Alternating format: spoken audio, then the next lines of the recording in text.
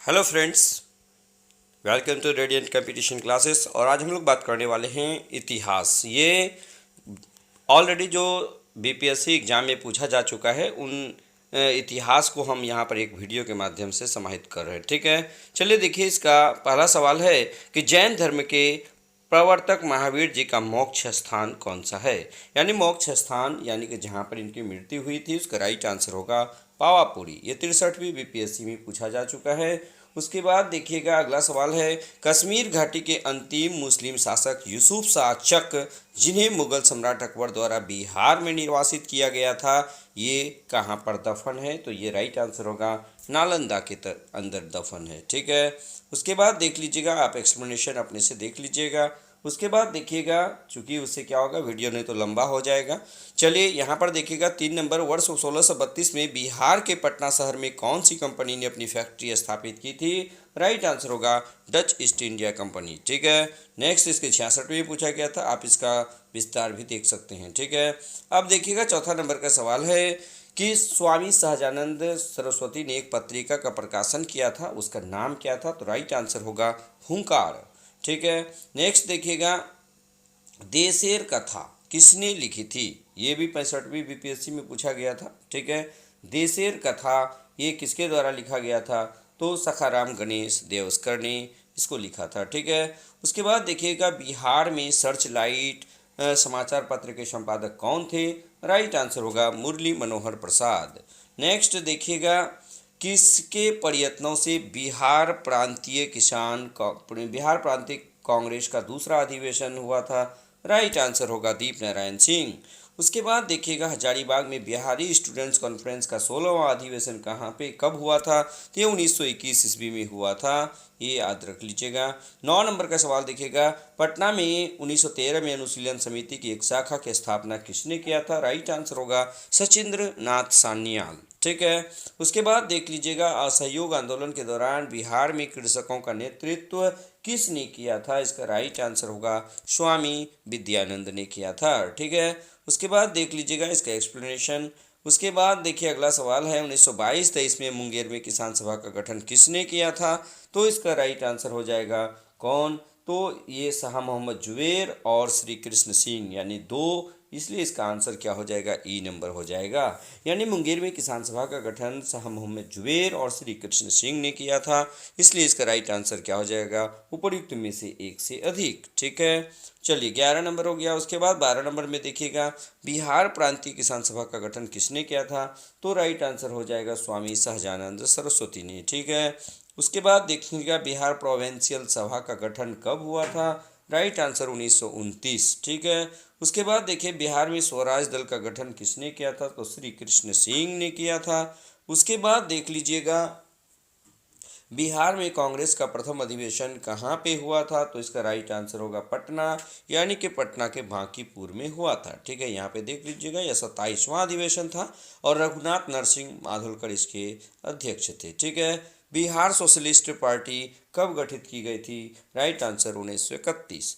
उसके बाद देख लीजिएगा, सन 1931 में बिहार समाजवादी पार्टी का गठन किसने किया था। राइट आंसर होगा फूलन प्रसाद वर्मा। ठीक है, उसके बाद देखिए, 1934 में बनी बिहार सोशलिस्ट पार्टी के सचिव कौन थे। तो राइट आंसर होगा जयप्रकाश नारायण। ठीक है, नेक्स्ट देखिएगा, जयप्रकाश नारायण को कौन सी उपाधि दी गई थी। राइट आंसर होगा लोकनायक। ठीक है, उसके बाद हम लोग देखते हैं 20 नंबर का सवाल, बिहार से भारतीय संविधान सभा के सदस्य कौन थे। राइट आंसर होगा उपर्युक्त में कोई नहीं। इसका एक्सप्लेनेशन देख लीजिएगा, 9 दिसंबर 1946 में संविधान सभा का गठन हुआ था। इसके पहले अध्यक्ष यानी अस्थायी अध्यक्ष सच्चिदानंद सिन्हा बिहार से थे। 11 दिसंबर 1946 को डॉक्टर राजेंद्र प्रसाद संविधान सभा के पहले अस्थायी अध्यक्ष चुने गए। बिहार से संविधान सभा के लिए 36 सदस्य चुने गए थे, जिसमें अनुग्रह नारायण सिंह, राजेंद्र प्रसाद, जगजीवन राम, श्यामानंदन सहाय, सच्चिदानंद सिन्हा इत्यादि थे। ठीक है, उसके बाद अगला सवाल देखिएगा, बिहार में 1937 में गठित प्रथम भारतीय मंत्रिमंडल का नेतृत्व किसने किया था। इसका राइट आंसर होगा मोहम्मद यूनुस ने किया था। ठीक है, उसके बाद देखिए, राजेंद्र प्रसाद ने किसे पाकिस्तान का जन्मदाता माना है। इसका राइट आंसर होगा लॉर्ड मिंटो।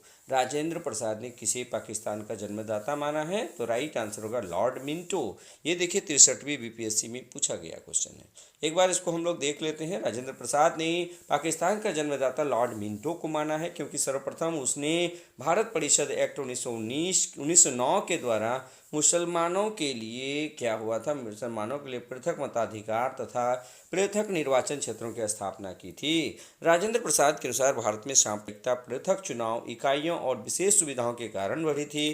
पृथक निर्वाचन इकाइयों ने सांप्रदायिकता की भावना को बढ़ावा दिया था, इसलिए इसको लॉर्ड मिंटो को जो है पाकिस्तान का जनक मानता है। ठीक है, यानी कि देखिएगा पाकिस्तान का जन्मदाता लॉर्ड मिंटो को माना जाता है। ठीक है, किसने माना? डॉक्टर राजेंद्र प्रसाद। पटना लॉन का गांधी मैदान के रूप में नामकरण कब किया गया था? तो इसका राइट आंसर क्या हो जाएगा? हालांकि बीपीएससी इसका भारत के स्वतंत्रता के अवसर पर माना था, लेकिन इसका राइट आंसर ये नहीं है। ठीक है, राइट आंसर इसका ई होगा। यानी गांधी मैदान बिहार की राजधानी पटना में स्थित एक ऐतिहासिक मैदान है। वर्ष 1948 से पूर्व इसका नाम पटना लॉन था। भारत का पहला, देखिए ये भी क्वेश्चन पूछा जा सकता है कि गांधी मैदान का पुराना नाम क्या था? पटना लॉन। भारत का पहला चंपारण सत्याग्रह शुरू करने के बाद महात्मा गांधी की विशाल जनसभा जनवरी 1918 में इसी गांधी मैदान में आयोजित हुई। यहाँ स्मारक के तौर पर महात्मा गांधी की सबसे ऊंची प्रतिमा यानी 70 मीटर 2013 में स्थापित किया गया। ये क्वेश्चन अब इम्पोर्टेंट है कि महात्मा गांधी की प्रतिमा जो है वो कब लगाई गई थी?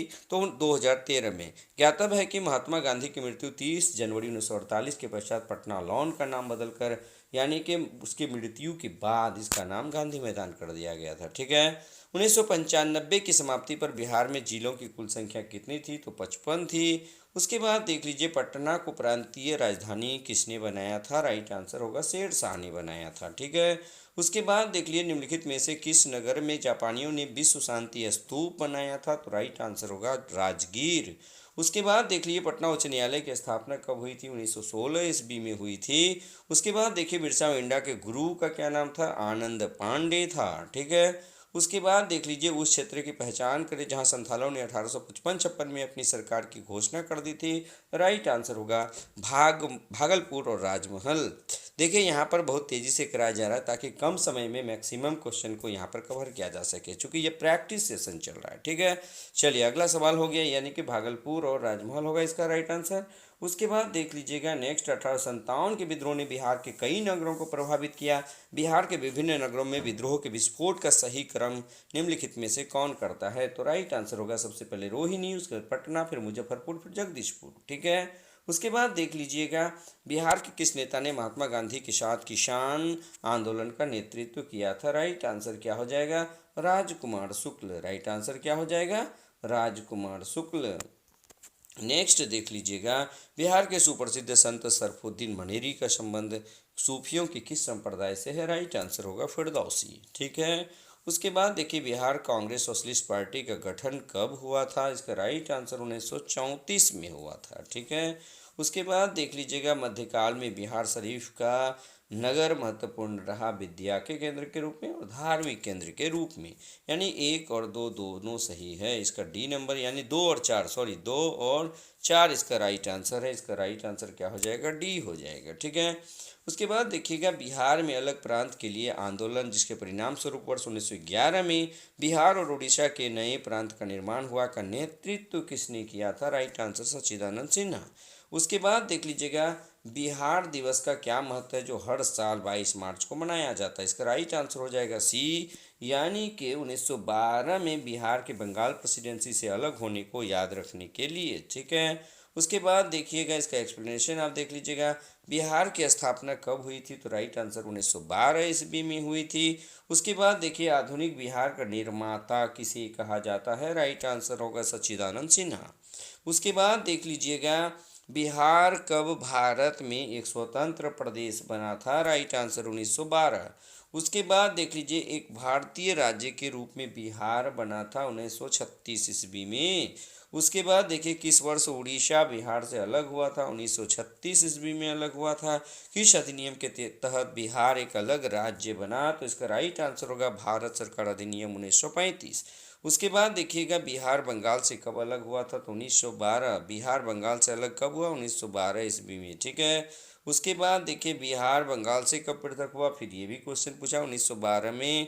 उसके बाद ब्रिटिश शासन के दौरान बिहार को एक अलग प्रांत का दर्जा कब प्राप्त हुआ, 1912 में ही। उसके बाद बंगाल और बिहार में भूमि पर किराएदारों के अधिकार को बंगाल किरायादारी अधिनियम द्वारा कब स्वीकार किया गया, राइट आंसर 1885 ईस्वी, ठीक है। उसके बाद 1908 के छोटानागपुर कास्ट अधिनियम ने रोक लगाई, बेठ बेगारों पर रोक लगा दी थी, ठीक है। छोटानागपुर काश्तकारी कानून कब पारित हुआ, 1908 ईस्वी में पारित हुआ। मूल रूप से बिहार शब्द का अर्थ क्या होता है, बौद्ध मठ। उसके बाद देखिए 1866-67 के नील खेतिहरों के बिहार में हुए विद्रोह के क्षेत्र की पहचान कीजिए, तो राइट आंसर होगा चंपारण एवं मुजफ्फरपुर। उसके बाद देख लीजिएगा राजकुमार शुक्ल किस गांव के निवासी थे, राइट आंसर होगा मुरली भरहवा। उसके बाद देखिएगा किसने दुखी, दुखी आत्मा, दुखी हृदय जैसे छद्म नामों के तहत लिखकर चंपारण के किसानों की दुर्दशा पर प्रकाश डाला था, राइट आंसर होगा पीर मोहम्मद मुनीस। नेक्स्ट देख लीजिएगा इनमें से कौन बिहार का या किसान नेता था, राइट आंसर देख लीजिए इसका क्या होगा, 1 और 2 दोनों सही है, यानी स्वामी विद्यानंद और स्वामी सहजानंद, ठीक है। उसके बाद देखिए चंपारण में गांधी जी को आमंत्रण किसने दिया था, राजकुमार शुक्ल ने दिया था, ठीक है। 1830 के दशक में पटना नगर केंद्र था किसका था, बहावी आंदोलन का केंद्र था। इसके प्रवर्तक का नाम क्या था, अब्दुल बहाव, ठीक है। चलिए उसके बाद देखिए भागलपुर में नमक सत्याग्रह का नेतृत्व किसने किया था, राइट आंसर महादेव लाल सराफ ने किया था। उसके बाद देख लीजिएगा निम्नलिखित में से किस नगर में सूर्य मंदिर स्थित है, राइट आंसर होगा देव। ये देव कहाँ है, तो वर्तमान रांची के बुंडू में भी एक नवनीत सूर्य मंदिर है, ठीक है, ये चंपारण में है। उसके बाद देखिए बिहार का प्रसिद्ध सूर्य मंदिर देव में स्थित है। यहाँ पर स्थित एक तालाब जो सूर्य मंदिर के सामने है से बिहार का प्रसिद्ध पर्व छठ की शुरुआत हुई, ऐसा माना जाता है, ठीक है। उसके बाद देखिए 1930 और 1932 में बरही कांग्रेस ने सफलतापूर्वक अंग्रेजी हुकूमत को किस जिले से नाकाम कर दिया, राइट आंसर हो जाएगा मुंगेर, ठीक है। इनमें से किसने बिहार में पहले कांग्रेस मंत्रिसभा का नेतृत्व किया था, राइट आंसर हो जाएगा श्री कृष्ण सिन्हा। उसके बाद देख लीजिए बिहार के प्रथम मुख्यमंत्री कौन थे, तो श्री कृष्ण सिंह। उसके बाद देखिए सन 1939 में बिहार में अम्बाड़ी सत्याग्रह का नेतृत्व किसने किया, राहुल सांकृत्यायन, ठीक है। नेक्स्ट देखिए किस वर्ष झारखंड राज्य अस्तित्व में आया, राइट आंसर होगा 15 नवंबर 2000। उसके बाद देखिए बलदेव सहाय ने महाधिवक्ता के पद से कब त्यागपत्र दिया, राइट आंसर 1942, ठीक है। उसके बाद देख लिए रामविलास पासवान ने अपना राजनीतिक सफर किस राजनीतिक दल से प्रारंभ किया था, संयुक्त सोशलिस्ट पार्टी, ठीक है।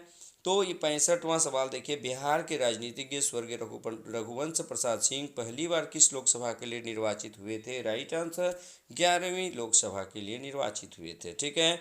तो इस प्रकार ये जो है 38 से लेकर 66वीं बीपीएससी तक जितने भी हिस्ट्री का प्रश्न पूछा गया है उन तमाम प्रश्नों को मैं मात्र 14 मिनट के अंदर समाप्त किया हूँ, ठीक है। आप वीडियो को 1 से 2 बार देख लीजिएगा और निश्चित रूप से ये हमेशा आपको याद रहना चाहिए कि ये बीपीएससी क्वेश्चन रिपीट करता है, इसलिए इस 65 में से 1 या 2 सवाल अवश्य ही 67वीं बीपीएससी में पूछा जाएगा, ठीक है।